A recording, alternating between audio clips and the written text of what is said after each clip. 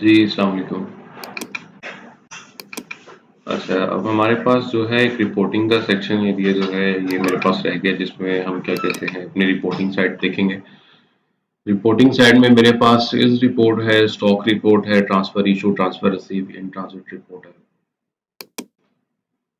अच्छा, सबसे पहले मैं आता हूँ अपनी क्या कहते हैं सेल्स रिपोर्ट पे हम वन बाय वन लेके चल लेते हैं। सेल्स रिपोर्ट में जाने के लिए मैं फिनिश गुड मूवमेंट रिपोर्ट में आता हूँ। फिनिश गुड मूवमेंट रिपोर्ट में आने के बाद मेरे पास सबसे पहले एक रिपोर्ट है बारकोड वाइज वैल्यूएशन रिपोर्ट। ठीक है, अब मैंने अपनी करंट डेट की इन्वेंट्री देखनी है तो मैं देख सकता हूँ 15/9/2023। इसको मैं करके जैसे ही इसको मैं ओके करूंगा तो सिस्टम मुझे दिखा देगा मेरी करंट ऑन हैंड क्या है। ये थोड़ा सा टाइम लेगा यहाँ पे।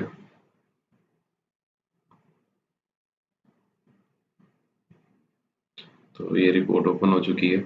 अच्छा, अब इस रिपोर्ट को लाजमी नहीं है कि आप एक्सपोर्ट ही करें। ठीक है, आप ऐसे भी इस रिपोर्ट को देख सकते हैं। इस रिपोर्ट को अगर टोटल सम में देखना है, टोटल टोटल तो ये देखिए दिखा रहा है आपको कि आपके पास ओपनिंग ये है, ट्रांसफर आपके पास नेट सेल कल से आज तक अपनी आज तक की नेट सेल आपकी जीरो है, ट्रांसफर इन आज आपने कुछ नहीं किया, ट्रांसफर आउट कुछ नहीं किया, एडजस्टमेंट आपकी नहीं लगी, होल्ड स्टॉक आपके पास कुछ नहीं है। तो जो कल की ओपनिंग है वही आज का आपके पास बैलेंस स्टॉक है। अगर मैं इसको एक्सपेंड करना चाह के देख सकता हूँ कि मेरे पास क्या क्या चीजें हैं। तो जब मैं मेरे पास जैसे मेरे पास यहाँ पे अब ये देखें, ये लोकेशन कोड आ रहा है, यहाँ पे डिपार्टमेंट आ रहा है, को ब्रांड आ रहे हैं, बार कोड आ रहे हैं, डिजाइन नंबर आ रहे हैं। तो यहाँ पे मैं तमाम चीजों के फिल्टर लगा सकता हूँ इसी में रहते हुए। ठीक है, फॉर एग्जांपल मैंने मेंस का फिल्टर लगाना है तो मैंने यहाँ पे मेंस लिखा तो सारा मेंस की कैटेगरी यहाँ पे सिलेक्ट हो गई। फिर मैंने यहाँ पे फिल्टर लगाना है कैटेगरी पे कि मुझे मेंस के अंदर फ्रेग्रेंस की कैटेगरी देखनी है। तो वो मैं कैसे देख सकता हूँ, यहाँ पे आपके पास design number, size, item name, launch, transfer in, transfer out, और इसमें मेरे पास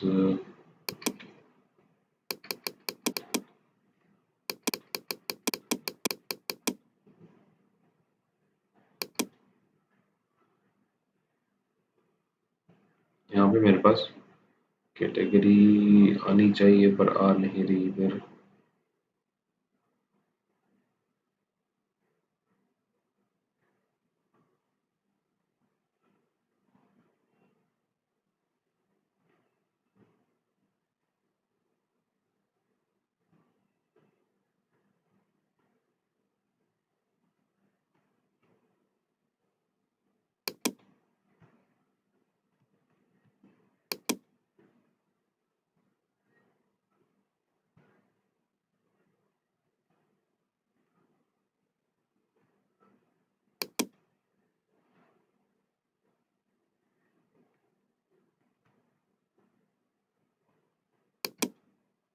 सॉरी, ये मुझे दोबारा एक दफ़ा करना पड़ेगा।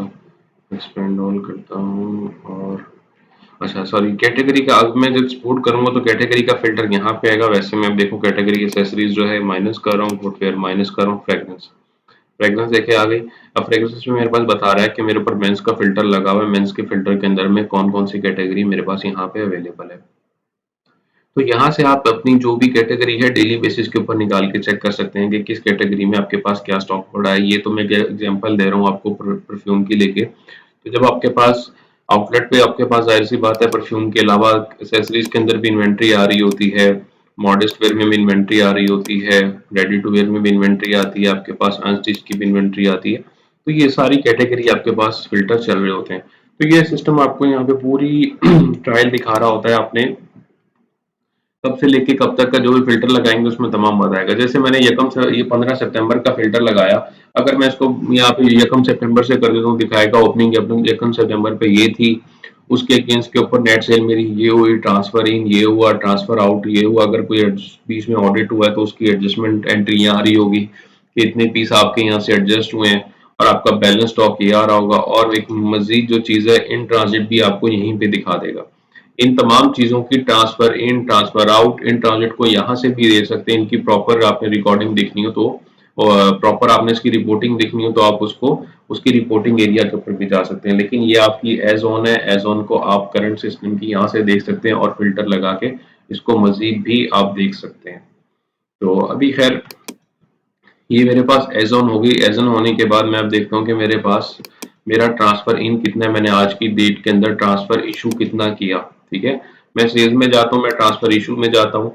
अब ये वो ट्रांसफर इशू है जहां से आप अपने सारे स्टॉक को ट्रांसफर आउट करते हैं। इस ट्रांसफर आउट करने के लिए आप अगर देखना चाहें टुडे में कोई ट्रांसफर आउट बना है, टुडे में कोई नहीं बना हुआ। सर्च करना चाहें टोटल आपके पास आज तक कितने ट्रांसफर आउट बने हैं, ट्रांसफर इशू आपने कितना किया, तो ये आपको सारा सिस्टम का रिकॉर्ड दे रहा है। इसमें इशू नंबर, इशू की डेट, लोकेशन दे रहा है, लोकेशन टू दे रहा है, आपके पास डिस्क्रिप्शन दे रहा है जो आपने वहां पे दी है, और क्वांटिटी, उसकी रिटेल प्राइस, और ये तमाम चीजें सारी जो है ये आपको दे रहे हैं। ठीक है, और इसके अंदर बेसिकली आपके पास एक अप्रूवल होती है, जैसे ही अप्रूव होता है तो जाहिर सी बात है तभी ट्रांसफर इशू बन सकता है। उसके बाद ही जाके ट्रांसफर रिसीव करने वाला इस इशू को रिसीव करेगा। ठीक है, तो यहाँ से आपके पास एक प्रॉपर रिपोर्ट निकलती है। हाँ, ये एक रिपोर्ट, एक सर्चिंग क्राइटेरिया है। मजीद रिपोर्ट भी अभी मैं आपको बताता हूँ। इसी तरह सेम एज इट इज आपके पास सर ये ट्रांसफर रिसीव है। ट्रांसफर रिसीव पे आप जाते हैं, ऐड का बटन क्लिक करते हैं। ये खैर मैं आपको बताऊंगा नहीं ट्रांसफर रिसीव का, इसके अंदर मैं जैसे अभी रिपोर्टिंग का एरिया कवर करूंगा तो इसके अंदर मैंने सिर्फ ये दिखाना है आपको कि अगर टुडे की डेट में कोई ट्रांसफर रिसीव किया है तो ट्रांसफर रिसीव आप उसको कैसे कर सकते हैं। जो भी रिकॉर्ड होगा यहाँ पे सिस्टम आपको दिखा देगा।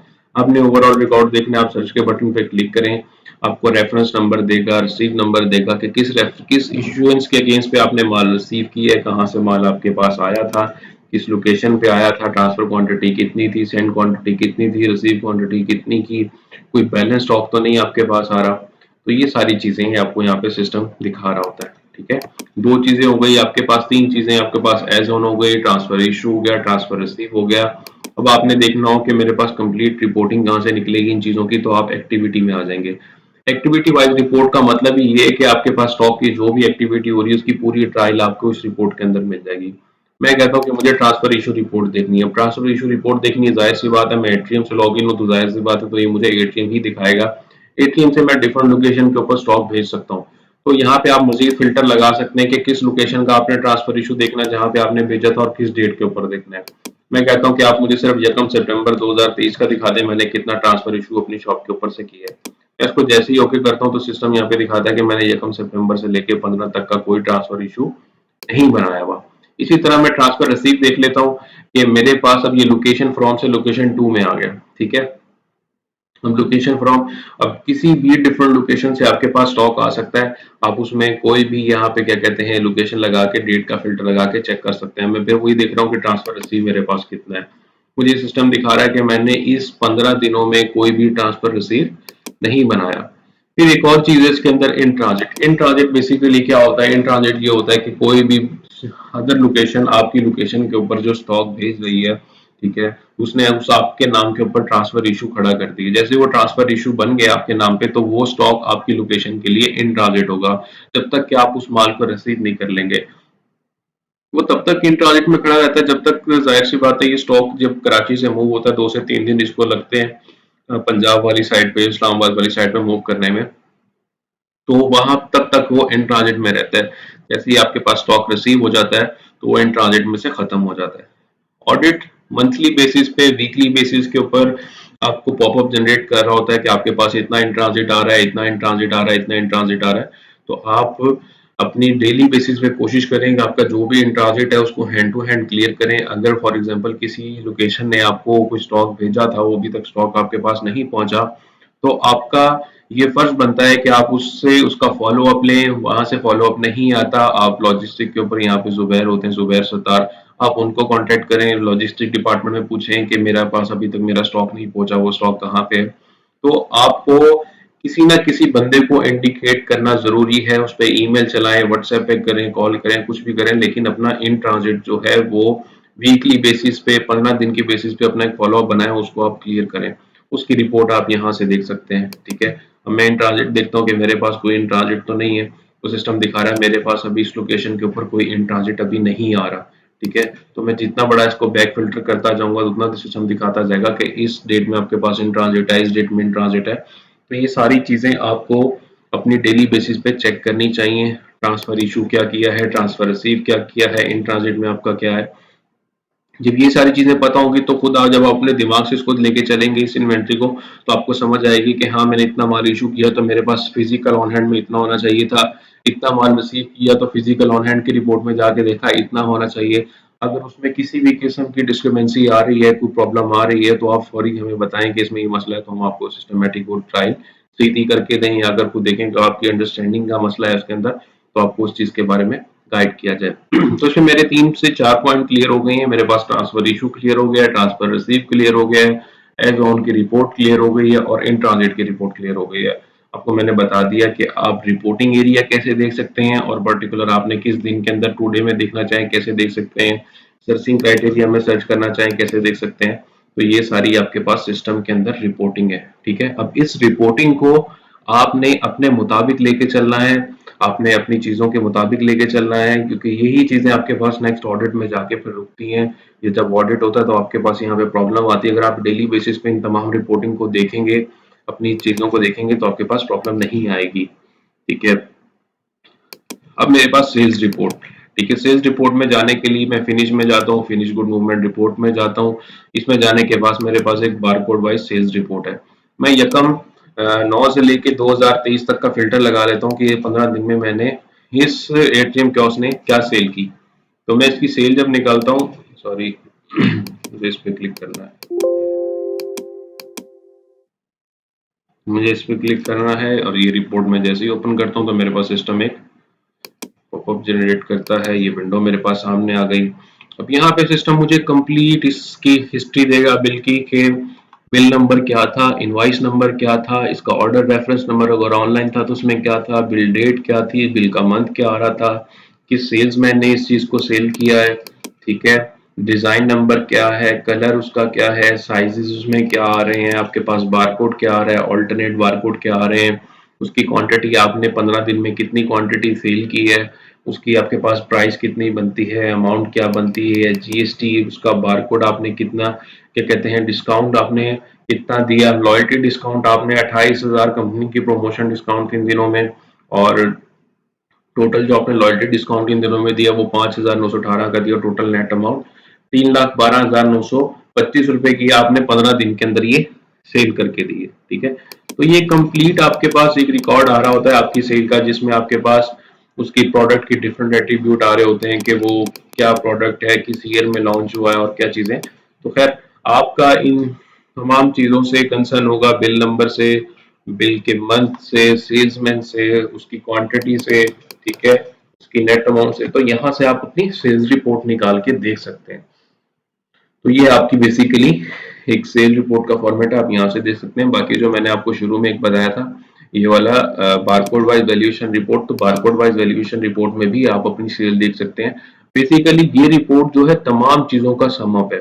ठीक है, इसमें जैसे आपको मैंने दिखाया, इसमें टोटल सेल आ रही होती है, ओपनिंग बैलेंसेस आ रहे होते हैं, करंट स्टॉक आ रहा होता है, नेट सेल आ रही होती है, ट्रांसफर इशू कितना है, ट्रांसफर आउट कितना है, ट्रांसफर इन कितना है, इन ट्रांजिट कितना है, वो तमाम चीजें आ रही होती हैं। जैसे कि मैं आपको दिखाता हूँ यहाँ से, ये देखें ओपनिंग कितना हुआ।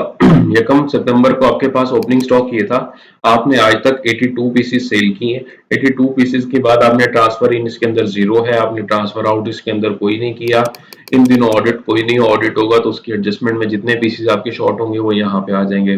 होल्ड स्टॉक आपके पास कोई नहीं है, बैलेंस स्टॉक आपके पास आज 950 पड़ा हुआ है, इन ट्रांजिट आपके पास कोई नहीं है। ठीक है, और ये आपके पास क्या कहते हैं, जो भी आपके पास स्टॉक पड़ा हुआ है उसकी रिटेल अमाउंट आपके पास ये बनती है। और मैं इसको थोड़ा सा एक्सपेंड कर लेता हूँ।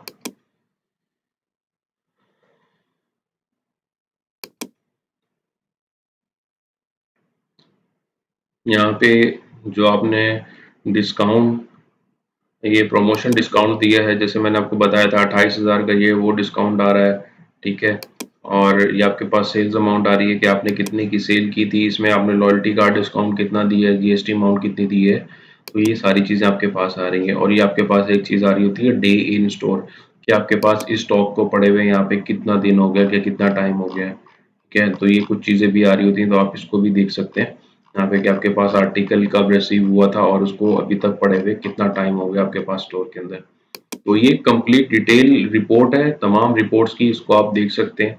अब इन तमाम रिपोर्ट्स को आप गैदर करके अपनी रिकंसिलिएशन एक बना सकते हैं कि मैंने आज सेल क्या किया, सेल करने के बाद मैं फौरी अपना एज ऑन देखूं कि अगर मेरे पास सेल में 14 पीस आ रहे हैं तो 950 मेरे पास पीस है, 950 पीस के अंदर से अगर फॉर एग्जांपल मैं 14 पीस अपने माइनस कर दूंगा तो मेरे पास नेट बैलेंस मेरा कितना बचना चाहिए। फॉर एग्जांपल अगर ये 950 में से 14 माइनस करता हूँ तो मेरे पास 936 पीस रिमेनिंग बचते हैं। 936 पीस मेरे पास इस बैलेंस स्टॉक में आ रहे हैं या नहीं आ रहे, ठीक है। मैंने इस 936 पीस के अंदर से मैंने 10 पीस का ट्रांसफर आउट बनाया था, तो मेरे पास 926 पीस रिमेनिंग बचने चाहिए, वो यहाँ पे आ रहे हैं या नहीं आ रहे, या मैंने 10 पीस रिसीव किए थे तो 936 में 10 पीस और रिसीव करेंगे तो 946 बन जाएंगे। तो मेरे पास बैलेंस स्टॉक 946 बन रही है या नहीं बन रही, या यहाँ पे कोई एरर आ रहा है, कोई प्रॉब्लम आ रही है। तो इन तमाम रिपोर्ट्स को आप इकट्ठा करके अपनी एक रिकंसिलेशन डेली बेसिस पे बना सकते हैं, जो आपके लिए ऑडिट पॉइंट ऑफ व्यू से बहुत जरूरी है, ताकि आपके पास किसी भी किस्म की शॉर्टेज या किसी भी किस्म की डिस्क्रिपेंसी इस सीन के अंदर या इस वाले मॉड्यूल में आपके पास बिल्कुल भी ना आए।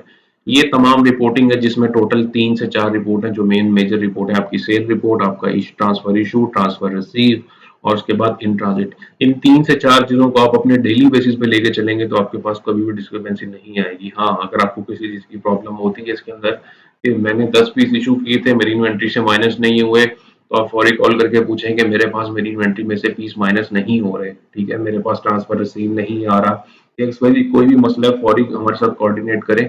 क्योंकि ये इन्वेंट्री का मसला ऐसा है कि जब आपके पास ऑडिट की एडजस्टमेंट होती है तो जाहिर सी बात है जितने पीस शॉर्ट है उतनी की रिडक्शन भी होगी। तो अगर आप ये सारी चीजें फॉलो करेंगे तो उम्मीद है कि आप लोगों के पास ये चीजें नहीं होंगी। तो आपको मजीद मैं क्या कहते हैं कुछ एक ऑडिट पॉइंट ऑफ व्यू से भी कुछ चीजें डिस्कस करूंगा, जो मेरा अगला पॉइंट है। तो फिलहाल के लिए इतना ही है। अल्लाह हाफिज।